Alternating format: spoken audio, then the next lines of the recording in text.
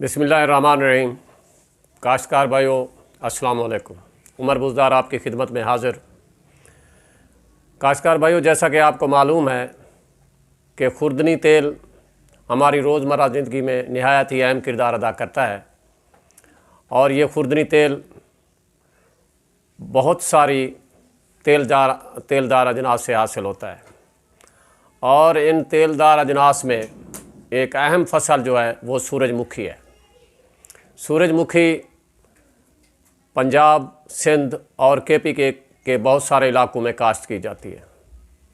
अब इसकी काश्त मुकम्मल हो चुकी है और ये बढ़ोतरी के मराहल में दाखिल हो चुकी है। आज हम सूरजमुखी की देखभाल के सिलसिले में आपसे बात करेंगे। तो इस सिलसिले में पहला पानी तो तकरीबन हर जगह पे लग चुका है, दिया जा चुका है। दूसरा पानी भी कहीं दिया जा रहा है और कहीं दिया जा चुका है।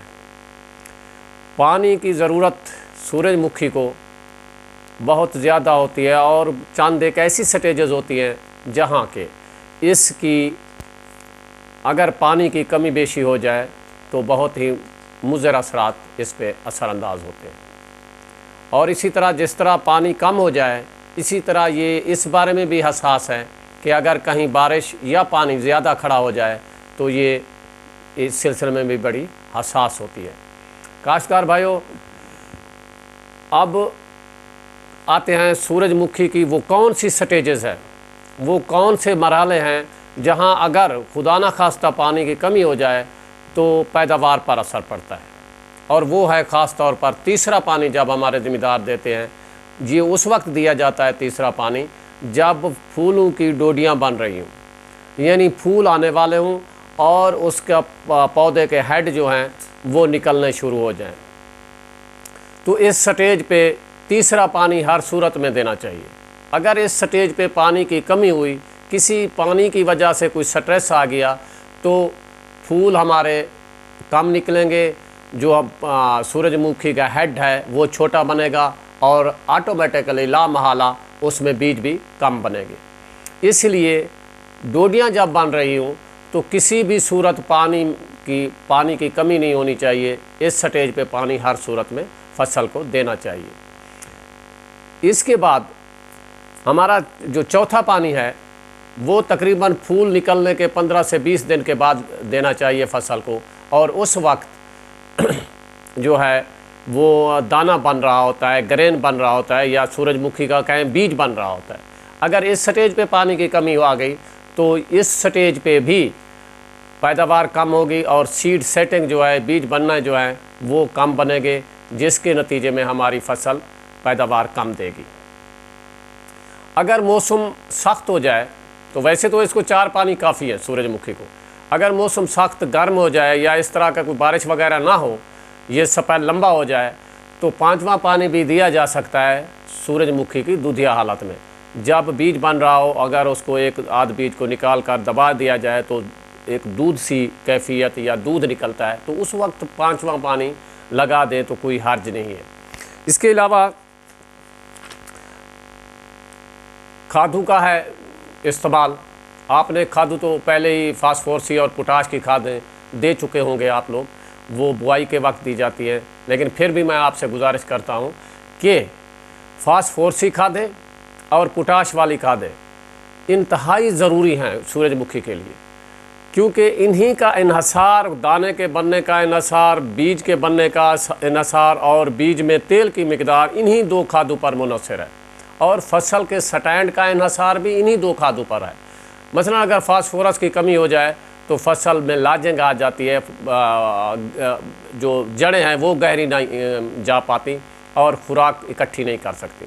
और इसी तरह अगर पोटाश की कमी आ जाए तो फसल गिरना शुरू कर देती है, क़ुव्वत मुदाफ़ियत कम हो जाती है और बीज में भराई कम होती है। इसलिए इन 2 खादों की अहमियत से किसी को भी इनकार नहीं है। लिहाजा ये खादें, क्योंकि एक तो ये है कि अपने सूरजमुखी की जो फसल है ना, इसे हम कहते हैं एग्जॉस्टिव क्रॉप, यानी ये ज़मीन से ज़्यादा खुराक लेती है। अब ज़मीन में इतना ताकत नहीं रही कि कोई हम बार बार काश्त कर रहे हैं, बहुत सारी फसलें, फिर आ गई दूसरी फसल, ज़मीन को कोई मौका ही नहीं दे रहा है खुला छोड़ने के लिए। फसल पे फसल आ रही है, इसलिए हमारी ज़मीन की ज़रखेज़ी कम हो रही है। अब इस कमज़ोरी को, इस ज़रखेज़ी को पूरा करने के लिए हमें खादों की ज़रूरत पड़ती है। वो फास्फोरस भी है और पोटाश भी है। अब फास्फोरसी और पोटाश खादें हर सूरत में हमें बुआई के वक्त देनी चाहिए। मिकदार ये है कि मैंने पहले कहा कि ये एग्जॉस्टिव क्रॉप है, यानी ज़्यादा खुराक लेती है, तो 2 बोरी DAP और पौनी बोरी से 1 बोरी पोटाश बुआई के वक्त लाजमी इसकी ज़रूरत होती है। आगे है नाइट्रोजनी खाद। आपको पता है कि नाइट्रोजन एक इंतहाई अहम किरदार अदा करती है जब हमारी सूरजमुखी की बढ़ोतरी हो रही हो, क्योंकि ये फोटोसिंथेसिस के अमल में भी काम आती है और पौधे की बढ़ोतरी में भी काम आती है। इसलिए नाइट्रोजनी खाद भी इंतहाई अहम है। इसके लिए मुख्तलिफ माहिरीन की मुख्तलिफ राय है। कुछ लोग आधी बोरी पहले पानी दूसरे पानी पे देते हैं, आधी तीसरे पानी पे देते हैं, जबकि मेरी गुजारिश ये है कि इसकी पौनी बोरी पहले पानी पे दी जाए और दूसरे जो पौनी बोरी है यूरिया की वो दूसरे पानी पे दे दी जाए। अगर आप इसको लेट करेंगे, तीसरे पानी तक यूरिया को लेके जाएंगे, तो फसल नरम हो जाएगी और इसके गिरने के इम्कानात बढ़ जाएंगे। आप खुद जानते हैं जब फसल खुदा न खास्ता गिर जाए तो उसकी पैदावारी सलाहियत कम हो जाती है। ये थे हमारे खादों के मुताल्लिक। अब है फसल में गोडी करना। गोडी भी इंतहाई अहम मराहल में से एक मरहला है, क्योंकि जड़ी बूटियाँ फसल को बहुत नुकसान पहुँचाती हैं और जड़ी बूटियाँ हकीकतन हमारी फसल के बहुत हिस्सेदार बन जाती हैं। खुराक में भी हिस्सेदार बनती हैं, पानी में भी हिस्सेदार बनती हैं और सूरज की रोशनी में भी हिस्सेदार बनती हैं। इसलिए जब हमारी सूरजमुखी की फसल 1 फुट की हो जाए तो हमें गोडी करनी चाहिए।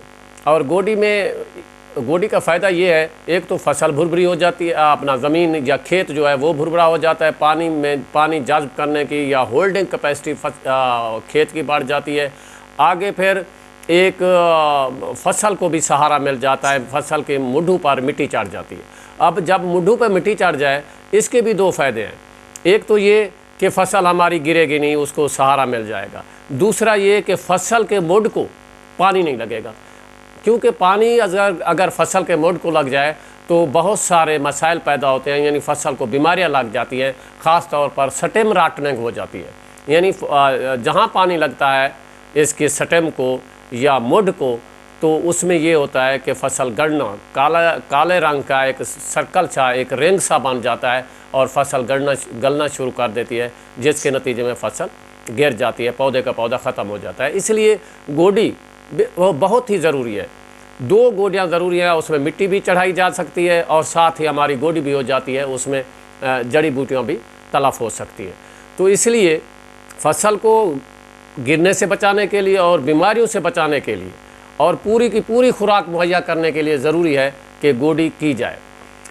ज़िम्मेदार दोस्तों, इसके बाद फसल में कुछ कीड़े मकोड़े का भी ख़तरा होता है। इसमें सफ़ेद मक्खी आती है, काला तेला, अपना सब्ज़ तेला आता है और सुंडियाँ आती हैं। सफ़ेद मक्खी के लिए हमारे पास पेरिप्रॉक्सीफेन 400 से 500 मिलीलीटर फ़ी एकड़ अगर स्प्रे कर दिया जाए तो ये फसल सफ़ेद मक्खी से बच जाती है। इसके अलावा सब्ज़ तेला आता है, इसके लिए नेटन पैरम है, 150 ग्राम फ़ी एकड़ काफ़ी होती है, या 150 मिलीलीटर फ़ी एकड़ स्प्रे कर दिया जाता है। आगे सुंडी भी इस पर हमलावर होती है। अगर सुंडी आ जाए तो इसमें ल्यूफ्यूनुरान हिसाब 200 से 300 मिलीलीटर फ़ी एकड़ स्प्रे कर दिया जाए तो फसल हमारी इन कीड़ों से बच सकती है। लेकिन एक बात ज़रूरी है जो मैं आपसे शेयर करना चाहता हूँ कि कोशिश किया करें जब फसल की फ्लावरिंग हो, अमल ज़ेरगी हो रहा हो, फूल निकले हुए हों, तो उस वक्त स्प्रे नहीं करना चाहिए। उसकी वजह यह है कि अमल ज़ेरगी का प्रोसेस हो रहा होता है, यानी नर और मादा फूल का मिलाप हो रहा होता है। अगर हम स्प्रे कर देंगे तो वो हमारे जो कीड़े मकोड़े जो इस अमल के दौरान मदद करते हैं, वो शहद की मक्खी है, दूसरे मक्खियाँ होती हैं और कीड़े मकोड़े होते हैं जो अमल ज़ेरगी में मदद कर रहे होते हैं, वो बेचारे मर जाते हैं। अगर अमल ज़ेरगी का अमल मुकम्मल ना हो सके तो बीज की सेटिंग नहीं हो सकती, बीज नहीं बन पाते। अगर बीज ना बन पाए तो हमारा इन्हिसार तो बीज पे आए, बीज ना बन पाए तो फसल की पैदावार कम होती है।